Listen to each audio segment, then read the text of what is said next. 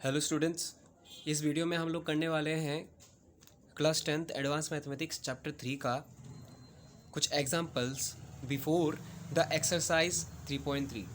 Exercise 3.3 शुरू करने से पहले कुछ एग्जांपल्स हैं जो कि बेस्ड है GCD और LCM के ऊपर।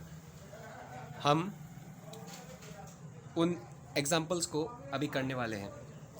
तो यहाँ पर आपको फर्स्ट एग्जांपल दिख रहा होगा, पेज नंबर है 125। Show that for any number n 3 to the power twice n minus 8n minus 1 is divisible by 64। हमें दिखाना है कि किसी भी नंबर n क्या है, यहाँ पर नेचुरल नंबर है, किसी भी नेचुरल नंबर n के लिए 3 to the power twice n minus 8n minus 1 64 से डिविजिबल है। तो देखिए, ये जो चीज़ है इसको हमें क्या करना है, प्रूफ करके दिखाना है, शो करके दिखाना है। इसको दिखाने के लिए हमको यूज़ करना होगा यहाँ पर the method of mathematical induction, जो कि हमने पिछले एक्सरसाइज में ऑलरेडी कर चुके हैं हम लोग, लेकिन यहाँ पर हम लोग उसी चीज़ को दोहराने वाले हैं। मैं यहाँ पर इस चीज़ को अलग वे में कर रहा हूँ। मैं यूज़ तो करूँगा मैथमेटिकल इंडक्शन का प्रोसेस, लेकिन इसको थोड़ा अलग वे में करूँगा। जैसे आपके बुक में दिया गया है उससे थोड़ा डिफरेंट होने वाला है, ख़ास करके जो थर्ड स्टेप होता है वो वाला। हमें पता है कि मैथमेटिकल इंडक्शन प्रोसेस से जब भी हम किसी स्टेटमेंट को हम सेटिस्फाई करके दिखाते हैं तो उसमें तीन स्टेप्स रहते हैं। पहले स्टेप में हमको क्या दिखाना पड़ता है, n इज इक्वल टू, जैसे कि n है यहाँ पर आपको दिख रहा होगा, यहाँ पर n रहेगा या फिर कुछ और m p, तो उस जगह पर हमें क्या बिठाना है, पहले 1 बिठाना है। 1 बिठाने के बाद हमें पहले उस स्टेटमेंट को ट्रू दिखाना है। नेक्स्ट क्या करना है, सेकंड स्टेप में हमें पहले से ही क्या कर लेना होता है, उसको ट्रू पकड़ लेना होता है, एज्यूम करना पड़ता है, एजम्पशन करना पड़ता है। और लास्ट है थर्ड स्टेप, जहाँ पर हमें k+1 के लिए उस स्टेटमेंट को ट्रू दिखाना पड़ता है। तो वैसा ही हम करने वाले हैं यहाँ पर। तो क्वेश्चन आपको दिख रहा है यहाँ पर, मैं डायरेक्ट करना शुरू कर रहा हूँ। सबसे पहले हम लोग को डिनोट करना पड़ेगा, लिखेंगे लेट, जैसे कि यहाँ पर f ऑफ n है, तो चलिए मैं भी इसको f ऑफ n का मतलब होता है फंक्शन ऑफ n, क्योंकि ये जो पूरा स्टेटमेंट है, ये जो पूरा एक्सप्रेशन है, ये पूरा एक्सप्रेशन किसके ऊपर बेस्ड है, n के ऊपर। अगर n का वैल्यू चेंज होगा तो पूरा एक्सप्रेशन का वैल्यू चेंज हो जाएगा। तो f of n is equal to 3 to the power twice n minus 8n minus 1 लिखते हैं for n is equal to 1। अगर n इज इक्वल टू 1 हुआ तो f ऑफ 1, जहाँ जहाँ पर n है वहाँ पर हम क्या करेंगे, 1 बिठा देंगे। 3 to the power 2 into 1 minus 8 into 1 minus 1, तो 3 2 1 ज़ा 2, 8 1 ज़ा 8 माइनस 1, 3 3 ज़ा कितना होता है, 9 होता है। 9 माइनस 8 माइनस 1, 9 से 8 माइनस किया तो कितना बचा, 1 1 से 1 माइनस किया तो 0। अभी देखिए 0 जो है वो 64 से डिवाइड होगा, ठीक है। 0 को आप किसी भी नंबर से डिवाइड कीजिए, वो डिवाइड होगा। तो लिखेंगे which is divisible by,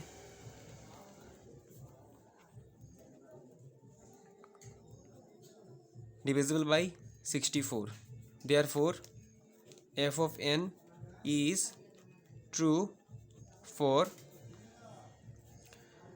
n is equal to 1। Next हमें पहले से ही एज्यूम करना होगा, नेक्स्ट वाले स्टेप में लिखेंगे late f of n be true for n is equal to k। तो therefore f of k is equal to क्या होगा, जहाँ पर n है वहाँ पर हमें क्या बिठाना होगा। इसको लिखेंगे, लिखने के बाद नीचे क्या लिखेंगे जानते हैं, यहाँ पर हम लोग लिखेंगे 64p। ये 64p हमने किस लिए लिखा है, देखिए इसके लिए आपको जाना पड़ेगा इस चैप्टर, मतलब ये जो एक्सरसाइज 3.2 ख़त्म होने के बाद हमारा जो फर्स्ट टॉपिक था डिविजिबिलिटी, वहाँ पर जाना पड़ेगा आपको इसके लिए। तो चलिए ये देखिए, डिविजिबिलिटी ऑफ इंटीजर्स में क्या कहा गया था कि अगर a is said to be divisible by another integer b, कौन से कंडीशन में, अगर हम लोग a को b इंटू सी के फॉर्म में लिख पाए, ठीक है। b a को डिवाइड कब करेगा, आपके पास दो इंटीजर है a और b, और b को क्या करना है, a को डिवाइड करना है, b को क्या करना है, a को डिवाइड करना है। तो b a को कब डिवाइड करेगा, कौन से कंडीशन में, जब आप ए को इस फॉर्म में लिख पाओगे, A is equal to B into C, where C is another integer. तो उसी तरह से यहाँ पर भी देखिए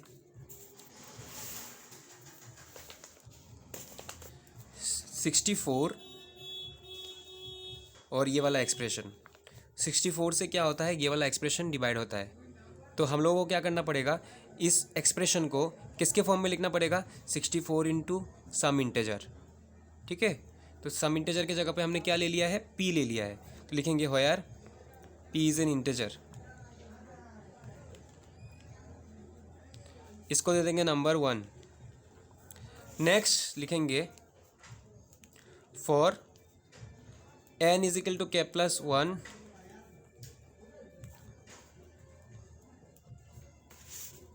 हम लोग यहाँ पर क्या करेंगे, देखिए जहाँ जहाँ पर k था मतलब n था वहाँ पर हम लोग k प्लस 1 बिठाएंगे। 3 to the power 2 into k plus 1 minus 8 into k plus 1 minus 1, 3 to the power 2 into k 2k plus 2 into 1 minus 8 into k 8k plus minus minus 8 1 से 8 माइनस 1। ये जो स्टेप है यहाँ पर हमें एक्सपोनेंट का rule use करना होगा। कौन सा rule, A to the power B into A to the power C is equal to A to the power B plus C. ये जो चीज़ है ये कुछ इस फॉर्म में है, ये वाला टर्म।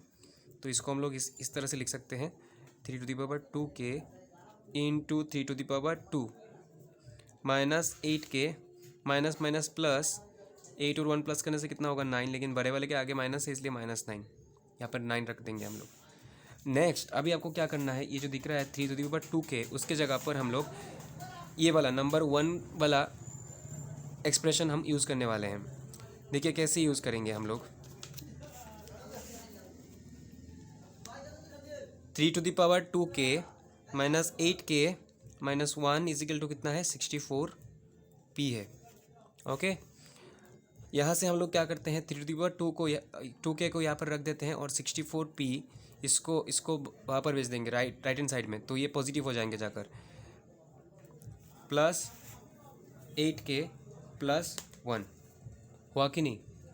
इसी चीज़ को हम लोग क्या करेंगे, यहाँ पर 3k के जगह पर सब्स्टिट्यूट करेंगे। हम लोग साइड में लिख देंगे फ्रॉम, कहाँ से लिखा हमने, from 1, 64p plus 8k plus 1 और ये 3 3 जा कितना हो जाएगा 9 माइनस 8k माइनस 9, इनको लिख दिया।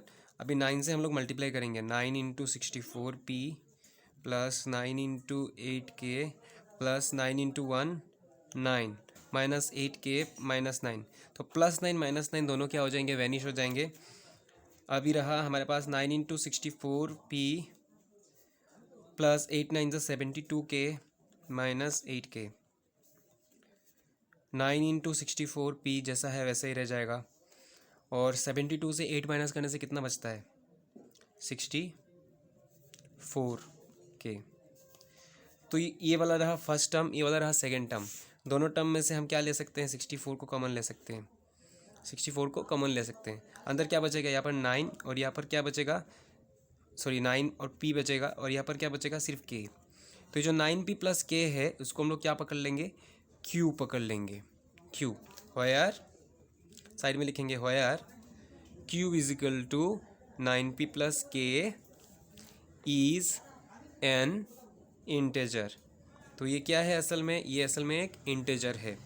तो देखिए जिस तरह से एफ के को हमने 64p के फॉर्म में लिखा था, किस लिए, क्योंकि एफ के जो है वो 64 से डिविजिबल है, 64 से डिविजिबल है, इसीलिए हम लोग इसको इस फॉर्म में लिख पाए थे। हमारा स्टेटमेंट क्या था, हमें दिखाना है कि एफ एन जो है वो 64 से डिविजिबल है। तो यहाँ पर हमने एफ के को जब लिखा था तब हमने इसको इस फॉर्म में लिखा था, क्योंकि एफ के 64 से डिविजिबल है। और यहाँ पर फिर से हमने एफ के प्लस 1 को भी उसी फॉर्म में हम लोग ले आ पाए, 64 इंटू सम इंटेजर। तो इसका मतलब क्या हुआ, जिस तरह से एफ के 64 से डिविजिबल है उसी तरह से F of K plus one भी 64 से डिविजिबल है। तो लिखेंगे देयरफॉर, मतलब देखिए फर्स्ट वाले में भी हमारा स्टेटमेंट ट्रू हो गया, सेकंड वाले में भी ट्रू हो गया और थर्ड वाले में भी ट्रू है। तो देयरफॉर ये जो पूरा स्टेटमेंट, जो एक्सप्रेशन है ये सही है बाय मैथमेटिकल इंडक्शन प्रोसेस। तो हम लोग लिखेंगे therefore F of K plus one is divisible by which, by 64। therefore our therefore our therefore f of n is true for all n belongs to set of natural number। यहाँ पर लिख दे F of is true, true के बाद लिखेंगे by mathematical, by the process of mathematical induction. अच्छा ये सब ना लिखने से भी चलेगा, कोई बात नहीं है, अब डायरेक्ट लिख दीजिए therefore F one is true for all N belongs to N. अभी चलेंगे हम लोग नेक्स्ट एग्जाम्पल की ओर। तो ये वाला जो प्रोसेस था ये थोड़ा बुक से अलग है, बुक में आपको अलग मिलेगा, लेकिन ये वाला थोड़ा ईजी लगा मुझे, दैट्स वाई मैंने ये वाला प्रेफर किया। एग्जाम्पल 2 जिसमें कहा गया है कि if n is greater than और इक्वल टू 1, अगर n का वैल्यू 1 के बराबर हो या फिर 1 से ज़्यादा, मतलब 1 से बड़ा हो, देन शो दैट 8 डिवाइड्स। इसका मीनिंग क्या है? ये जो बीच में जो एक लाइन खींचा गया इसका मीनिंग क्या है? मैंने आपको बताया है पिछले वीडियो में कि इसका मीनिंग है कि 8 डिवाइड्स दिस।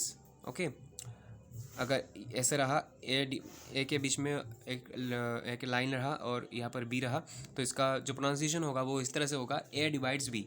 तो 8 divides 5 to the power twice n plus 7। तो यहाँ पर n का वैल्यू क्या क्या हो सकता है? 1 हो सकता है और 1 से बड़े जितने भी नंबर से सब हो सकते हैं, लेकिन 1 से छोटा नहीं हो सकता, ये लिमिटेशन है यहाँ पर n का। तो हमें इसको प्रूफ करके दिखाना है एग्जैक्टली पहले जैसा, और हमें दिखाना, क्या प्रूफ करके दिखाना है कि ये जो एक्सप्रेशन है 5 to the power twice n plus 7 ये 8 से डिवाइड होता है। तो सबसे पहले हम लोग क्या करेंगे, इसको डिनोट करेंगे, पकड़ेंगे इसको। Let F of n is equal to, हमारा जो एक्सप्रेशन है 5 to the power n plus 7, उसको पकड़ेंगे। अभी लिखेंगे for n is equal to 1, F of 1 is equal to 5 to the power 2 into 1 plus 7।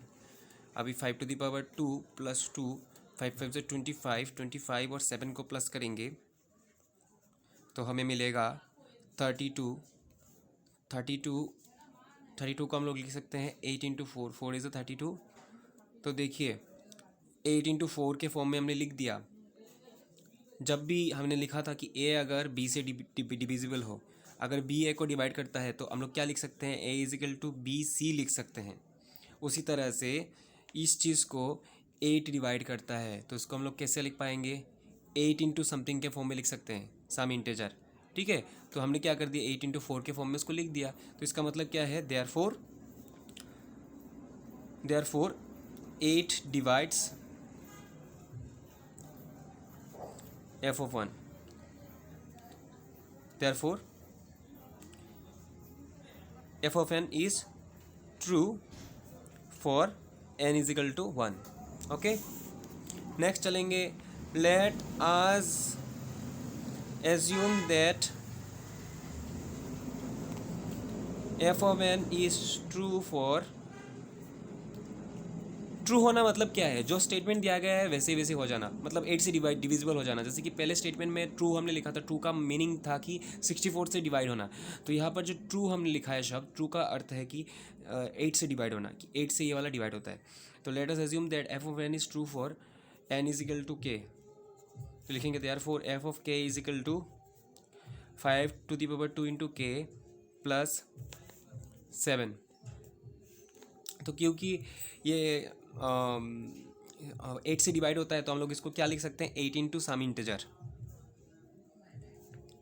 Where p is an integer. इसको दे देंगे नंबर 1। नेक्स्ट लिखेंगे for n is equal to K plus 1, F of K plus 1 is equal to F to the power 2 into K plus 1 plus 7। इसको हम लोग multiply करेंगे, 2 के plus 2 2। यहाँ पर हम लोग वो वाला फॉर्मूला लगाएंगे, A to the power B into A to the power C is equal to A to the power B plus C. क्योंकि ये जो चीज़ है इस फॉर्म में आ गया, इसको हम लोग तोड़ेंगे अभी इस प्रोसीजर से।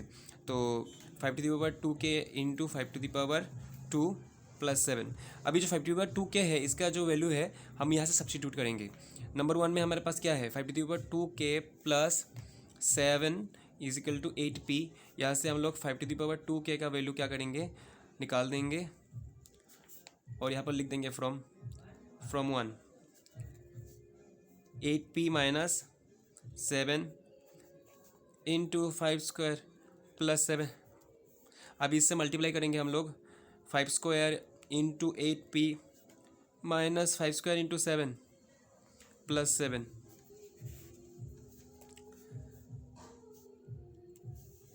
इसको रहने देते हैं 5 स्क्वायर इंटू 8p माइनस 5 5 ज़ा 25। तो 5 को मल्टीप्लाई करेंगे, 5 5 ज़ा 25 इंटू 7 प्लस 7।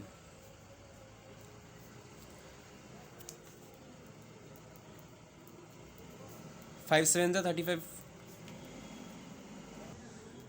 तो अगर 7 से 25 को मल्टीप्लाई करेंगे तो हमारे पास आएगा 175 और यहाँ पर रहेगा प्लस 7। अभी 5 square into 8p plus minus 175 से अगर 7 माइनस करते हैं तो हमारे पास रहता है 168। और 168 जो है उसको आप 8 से डिवाइड कीजिए, आपको क्या मिलेगा आप देख सकते करके, आपको मिलेगा 21 इंटू 8। क्योंकि 8 से डिवाइड करेंगे तो आपका जो क्वेश्चन आएगा वो है 21, तो आप इसको ऐसे लिख सकते हैं 21 इंटू 8। अभी दोनों तरफ देखिए हमें 8 कॉमन दिख रहा है, हम लोग कॉमन ले लेंगे 8। अंदर क्या बचेगा, 5 स्क्वायर इंटू पी माइनस यहाँ पर रहेगा 21। और ये जो 5 स्क्वायर इंटू पी माइनस 21 है इसको हम लोग क्या पकड़ लेंगे, क्यू पकड़ लेंगे।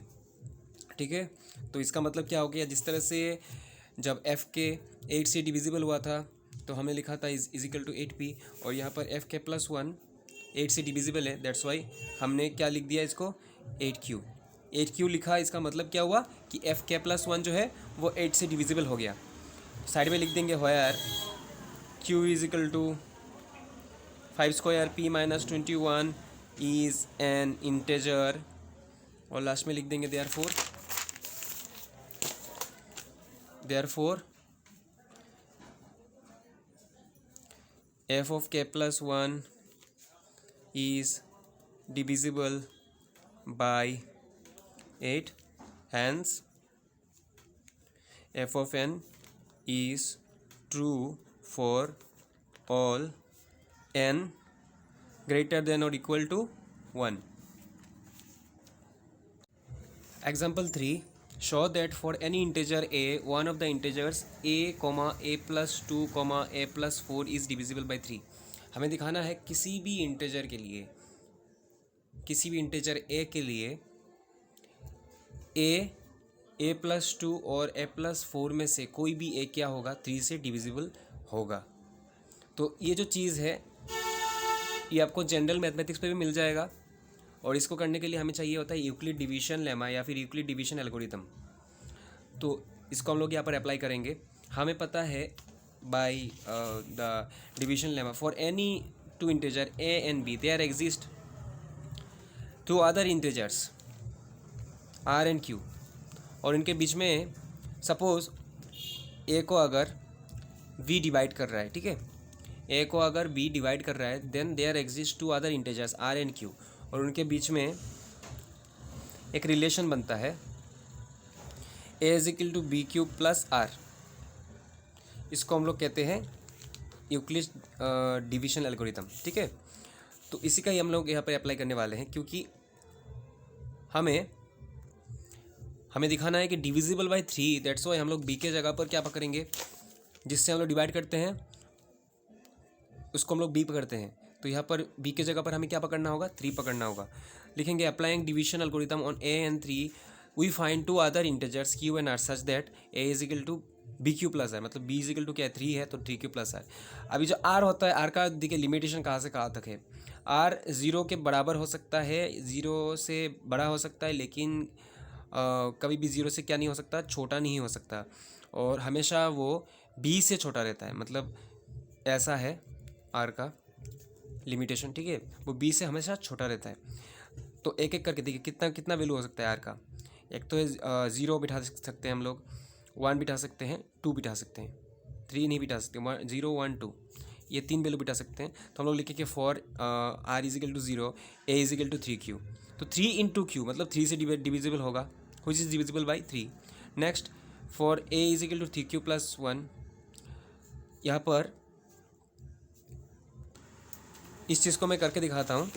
पहले लिखना है आपको for R is equal to 0 A is equal to 3 Q which is divisible by 3। Okay, next लिखना है आपको फॉर आर इजिकल टू 1, तो ए इजिकल टू क्या होगा, 3 क्यू प्लस 1। आपको क्या मिलेगा, ए इजिकल टू 3 क्यू प्लस 1 मिलेगा। बट हमें हमें दिखाना है कि ए plus 2 is divisible by 3।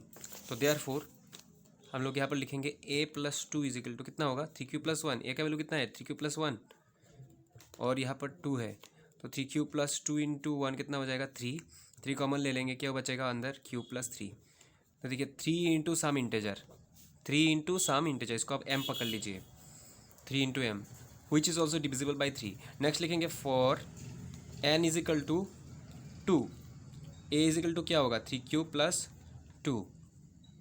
Okay, लेकिन अभी हमें दिखाना है किसको, ए प्लस आर को दिखाना है डिविजिबल बाई 3। दैट्स वाई लिखेंगे देयरफॉर ए प्लस 4 को दिखाना है।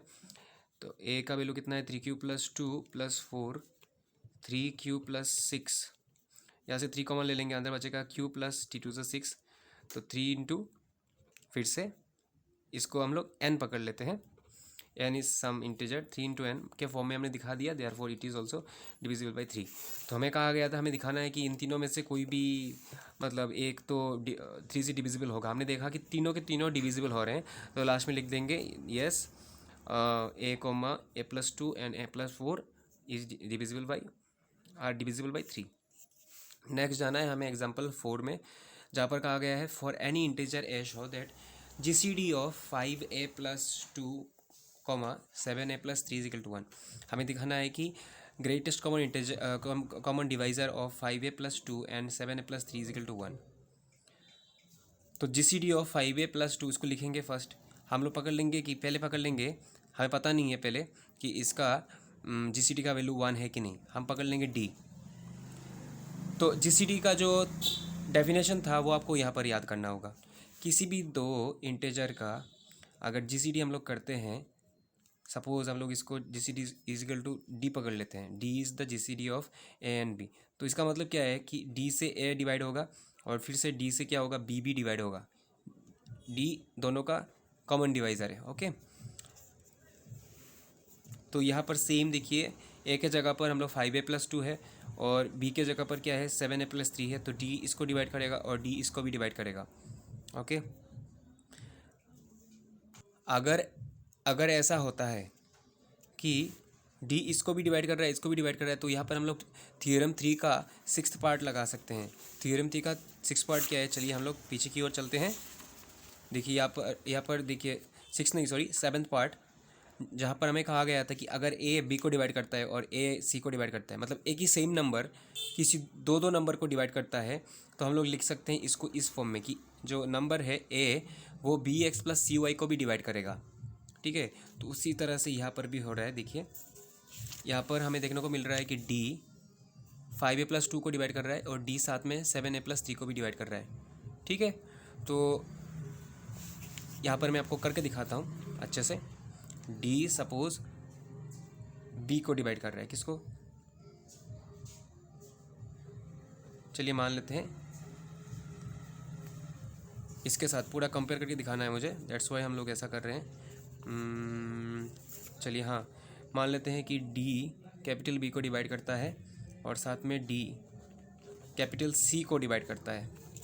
Then according to the 7th part of this theorem हम लोग लिख सकते हैं कि D divides capital B X plus C Y, लिख सकते हैं कि नहीं? हाँ लिख सकते हैं। तो हमारे यहाँ पे कैपिटल बी क्या है? कैपिटल बी की जगह पर क्या है? 5a plus 2, 5a plus 2 into x. और कैपिटल सी के जगह पे हमारे पास क्या है? 7a plus 3। हमने इसको लिख दिया इस तरह से। अभी हम यहाँ पर x का वैल्यू बिठा देंगे 7 और y का वैल्यू बिठा देंगे -5। किस लिए बिठाएंगे? बिठाने का कारण यह है कि हमें d का वैल्यू 1 दिखाना है। क्या दिखाना है? 1 दिखाना है। हमें GCD का वैल्यू कितना है? 1। और हमने GCD कितना पकड़ के रखा है? d पकड़ के रखा है। तो d का आंसर क्या होना चाहिए? 1 होना चाहिए। 1 कौन से कंसीडर में कौन से कंडीशन में होगा? देखिए, इसके लिए आपको थ्योरम 3 में जाना पड़ेगा। थ्योरम 3 को अच्छे से जानना पड़ेगा, तभी जाके आप इस बात को समझ पाएंगे। तो ये हम ऑलरेडी कर चुके हैं पिछली वीडियो में। यहाँ पर देखिए, हम जब x के जगह पर 7 बिठाएंगे और y के जगह पर -5 बिठाएंगे, मतलब यहाँ पर देखिए a का कोफिशिएंट कितना है? 5 है। उसको हम लोग 7 से मल्टीप्लाई कर रहे हैं। और यहाँ पर a का कोफिशिएंट 7 है, उसको हम लोग 5 से मल्टीप्लाई करेंगे, एक दूसरे का उल्टा। तो यहाँ पर जो वैल्यूज़ बिठाना है वो थोड़ा हमें सोच के बिठाना पड़ेगा अकॉर्डिंग टू आवर नीड। तो 37, 5 इंटू 37, 7 5 तो 35 प्लस 7 2 14। यहाँ पर x लगेगा ज़रूर। और यहाँ पर मैं पहले लिख लेता हूँ, 7 into 5a plus 2 minus 5 into 7a plus 3। 5 7 35, a 7 2 14, 5 7 35a plus minus minus 3 5 15। तो 35 प्लस माइनस दोनों कैंसिल हो जाएगा, 14 माइनस 15। तो आंसर आएगा 1, लेकिन ये वाले का साइन क्या है? माइनस, तो दैट्स वाई यहाँ पर रहेगा -1। तो d डिवाइड्स, आंसर क्या आएगा? d divides -1। तो d -1 को कौन से कंडीशन में डिवाइड करेगा? इसके लिए हमें देखना पड़ेगा थ्योरम 3 को। देखिए, थ्योरम 3 में क्या लिखा हुआ है कि a divides 1 if and only if a का वैल्यू अगर ±1 के बराबर हो। तो यहाँ पर भी सेम चीज़ है। यहाँ पर हमारे पास -1 है, लेकिन उससे कुछ नहीं होता है, वो एक ही बात है। 1 होना और -1 होना एक ही बात है। दोनों ही कंडीशन में d का वैल्यू अगर ±1 के बराबर होगा, तभी जाके वो 1 या फिर -1 को डिवाइड कर पाएगा। ये हमें कहाँ से मिलता है? थ्योरम 3 का जो सेकंड पॉइंट है वहाँ से हमें मिलता है। तो d का वैल्यू क्या होना पड़ेगा? +-1 होना पड़ेगा। दैट मीन्स, लेकिन GCD जो होता है, according to definition of GCD का वैल्यू हमेशा क्या होता है? पॉजिटिव होता है। दैट्स वाई हम लोग क्या करेंगे, यहाँ पर d का वैल्यू जो +-1 है, उसमें से सिर्फ हम लोग +1 को कंसिडर करेंगे। तो GCD क्या हो जाएगा लास्ट में? d इज इक्वल टू हमारा 1 हो जाएगा। That means GCD of this and this is equal to 1, because हमने GCD of this and this 5a plus 2 7a plus 3 किलो कितना पकड़ा था? d, और लास्ट में हमने दिखा दिया d का वैल्यू कितना है? 1। तो दैट मीन्स 1, और यही हमें यहाँ पर शो करना था। Example 5, compute the following bye Euclidean algorithm.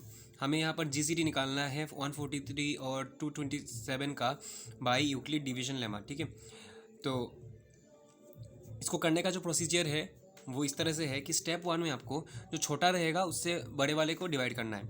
करने के बाद जो रिमाइंडर मिलेगा उसको ऐसे लिखना है आपको, dividend is equal to divisor into question plus remainder, मतलब a is equal to BQ plus R। लिखने के बाद जो रिमाइंडर मिलेगा उससे जो डिवाइज़र था उसको फिर से डिवाइड करना है। फिर आपको ऐसे लिखना है, फिर आपको यहाँ पर जो रिमाइंडर मिलेगा उससे डिवाइज़र को डिवाइड करना है, जो मिलेगा रिमाइंडर उसको ऐसे लिखना है। फिर आपको जो रिमाइंडर मिलेगा उससे डिवाइज़र को डिवाइड करना है। करने के बाद जो रिमाइंडर मिलेगा उसको आपको ऐसे लिखना है। फिर यहाँ पर उसी स्टेप को करते जाना है अनटिल अब तक जाना है आपको जब तक आपका रिमाइंडर 0 ना आ जाए। तो जिस डिवाइज़र के लिए आपका वैल्यू 0 आता है उसी को हम लोग कहेंगे हमारा GCD। हम लोग देख रहे हैं यहाँ पर 1 के लिए क्या आया है? फॉर डिवाइज़र 1, मैं बोल रहा हूँ और एक बार बोल रहा हूँ डिवाइज़र। आपको क्या देखना है? डिवाइज़र। क्योंकि 1 के लिए हमारा आंसर 0 आया है, दैट्स वाई 143 और 227 का जीसीडी कितना है, 1 है। तो दैट्स वाई 143 और 227 का जीसीडी कितना होगा, 1 के बराबर होगा। तो इस तरह से आप क्या कर सकते हो, यूक्लिडियन एल्गोरिथम के ज़रिए किसी भी दो इंटीजर का जीसीडी आप निकाल सकते हो। अभी चलेंगे हम लोग नेक्स्ट एग्जांपल की ओर, एग्जांपल 7 की ओर, जिसमें कहा गया है कि if GCD of A and B is equal to 1 then show that GCD of A plus B comma A minus B is 1 या फिर 2। तो हम लोग सबसे पहले कंसिडर करेंगे पहले वाले की तरह, GCD of A comma A plus B comma A minus B is equal to D. तो अगर डी इनका जीसीडी है तो डी से क्या होगा, ये वाला डिवाइड होगा ए प्लस बी, और फिर से डी से ए माइनस बी डिवाइड होगा। और फिर हम लोग थ्योरम 3 का जो 7th पार्ट है उसको यूज़ करेंगे। क्या है 7th पार्ट? 7th पार्ट में हमें कहा गया है कि अगर ए बी को डिवाइड करता है और ए फिर से सी को डिवाइड करता है, देन ए किसको डिवाइड करेगा, B X plus C Y को डिवाइड करेगा। तो उसी को यहाँ पे हमने लगाया है, लेकिन यहाँ पर x का वैल्यू हमने 1 पकड़ लिया और y का वैल्यू हमने क्या पकड़ लिया, 1 पकड़ लिया। पकड़ के हमारा आंसर क्या निकला, ट्वाइस से निकला, d डिवाइड्स ट्वाइस से। Again d a plus B को डिवाइड करता है और a माइनस बी को डिवाइड करता है। फिर से हम लोग थ्योरम 3 का 7th पार्ट जो है उसको यूज़ कर सकते हैं, करके हम लोग ये वाला लिख सकते हैं। यहाँ पर हम लोग y इजिकल टू -1 बिठाएंगे नेक्स्ट स्टेप में, इस वाले स्टेप में। जैसे कि यहाँ पर y इजिकल टू हमने 1 बिठाया था, यहाँ पर -1 बिठाएंगे। तो बिठाने के बाद इसको जब हम लोग सिंप्लीफाई करेंगे, हमारे पास आंसर रहेगा 2b। तो फर्स्ट नंबर 1 में हम लोग देख रहे हैं कि d 2a को डिवाइड करता है, और नंबर 2 में देख रहे हैं कि d 2b को भी डिवाइड करता है। दैट्स मीन्स d जो है वो 2a और 2b दोनों का क्या है, कॉमन डिवाइज़र है। लेकिन 2a और 2b का जो GCD है वो हमेशा 2a और 2b के दूसरे जितने भी अलग कॉमन डिवाइज़र है उनमें से सबसे बड़ा होगा। क्योंकि हमने डेफिनेशन में ही पढ़ा था, GCD का जो डेफिनेशन है उसमें हमने पढ़ा था कि किसी भी दो इंटीजर का बहुत सारा कॉमन डिवाइज़र हो सकता है। सपोज़ a और b है, a और b का बहुत सारा कॉमन डिवाइज़र हो सकता है, लेकिन उन कॉमन डिवाइज़र में से सबसे बड़ा जो डिवाइज़र होता है वही होता है उन दोनों का GCD, ग्रेटेस्ट, नाम से ही पता चलता है ग्रेटेस्ट कॉमन डिवाइज़र। तो 2a और 2b का जो ग्रेटेस्ट कॉमन डिवाइज़र होगा वो असल में क्या है, 2a और 2b के जितने भी अलग अलग कॉमन डिवाइज़र्स हैं उनमें से सबसे बड़ा कॉमन डिवाइज़र। दैट्स वाई इसको कहा गया GCD of 2a and 2b।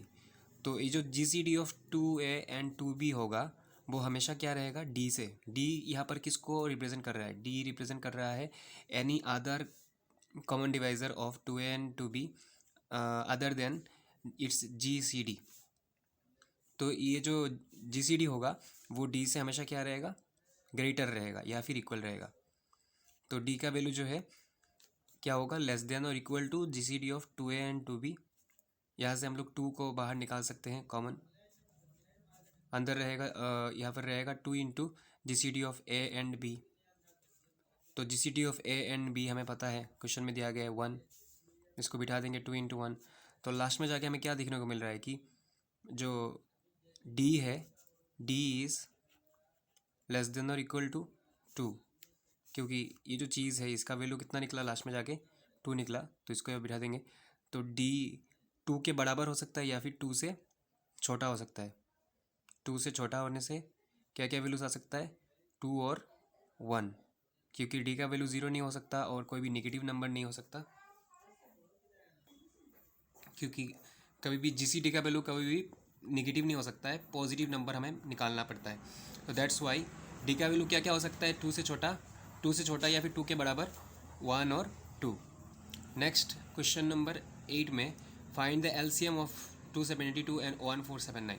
आपको फर्स्ट क्या करना है, वो 272 और 1479 का इस मेथड के ज़रिए आपको GCD निकालना है। क्या निकालना है, GCD निकालना है। GCD निकालने के बाद या फिर आप दूसरा मेथड भी यूज़ कर सकते हो, कोई प्रॉब्लम नहीं है, उसका GCD निकाल देंगे। और इसके बाद हमें एक रिलेशन पता है थ्योरम 8 में कि GCD into LCM is equal to product of the numbers. ये आपको जनरल मैथमेटिक्स में भी मिलेगा, HCF into LCM is equal to product of the numbers. इसी का यूज़ करते हुए देखिए GCD तो हम लोग निकाल देंगे और LCM बाकी रहेगा, और इन दोनों का प्रोडक्ट तो हमें पता ही है, तो GCD से डिवाइड कर देंगे, करने के बाद हमें आंसर मिल जाएगा।